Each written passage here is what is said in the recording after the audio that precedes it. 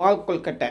இப்போ தண்ணி வச்சுருக்கோம், தண்ணி வேகமாக கொதிச்சிருச்சு பாருங்கள். இதில் வந்து ரவாவை வந்து நல்லா மாவு மாதிரி அரைச்சி வச்சு இதில் மிக்சியில் அரைச்சி வச்சுருக்கோம். அதை கிண்டணும். நல்லா வெந்துருச்சு. இப்போ இதில் நம்ம வந்து இந்த பழத்தை போட்டுறோம். நம்ம பழத்தையும் உப்பையும் போட்டுறோம். கட் பண்ணி மிக்சியில் அடித்து வச்சுருப்போம். அது பாருங்கள், போட்டு நல்லா கெட்டியாக ரவாவோடையும் சேர்த்து அதையும் சேர்த்து போட்டுடுறோம்.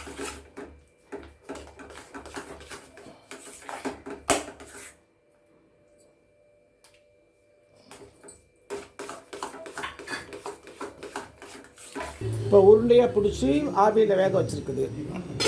கொஞ்சோண்டு நெய் ஊற்றி சேமியா கொஞ்சம் போட்டு ஒரு இது பண்ணிட்டு இப்போ வந்து பாலை ஊற்றிடணும். பாலை ஊற்றிட்டா அப்படியே கொஞ்சம் நேரம் ரெடி ஆகிடுச்சு. உருண்டையே ரெடி ஆகிடுச்சு பாருங்கள். சூப்பராக இருந்திருக்கு பாருங்கள் உருண்டையே. இப்போ பால் போதும்ல. அதில் கொஞ்சமாக சர்க்கரை போட்டுக்கலாம். வேணுன்னா சர்க்கரை கொஞ்சம் உண்டு. பால் கொல்கட்டைன்னு சொல்லிட்டுக்க கொஞ்சம் சர்க்கரை, ரொம்பவும் போடக்கூடாது, கொஞ்சம் போட்டுக்கலாம். ஏன்னா பழத்துலேயும் இனிப்பு இருக்கு இல்லையா, அதனால். ஏலக்காய் அதில் போட்டிருக்குது. ஒரு பிஞ்ச் சாஃப்ரன், குங்குமப்பூ ஒரு பிஞ்ச் போட்டுக்கலாம். அதனால் சேமியாக்காக கொஞ்சம் நேரம் லைட்டாக விட்டுருக்கணும். சேமியா அப்போ தானே வேகும் பாலில்.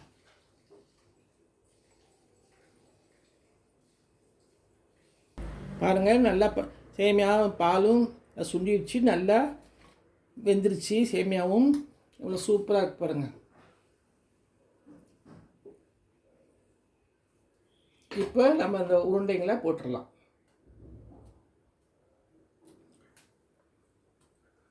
சேமியா நல்லா வெந்துருச்சு. இதில் போட்டோன்னே பாருங்கள், சூப்பராக நேந்திரம் பழம் சேமியா பால் கொல்கட்டை.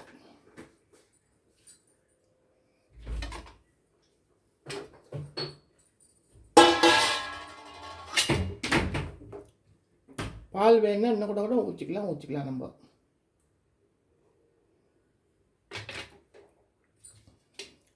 ஏன்னா டேஸ்ட்டாக நீங்களும் செஞ்சு பாருங்கள். நலந்தானா சேனலுக்கு சப்ஸ்கிரைப் பண்ணுங்கள். வேற ஒரு வீடியோவில் சந்திப்போம். பாய்.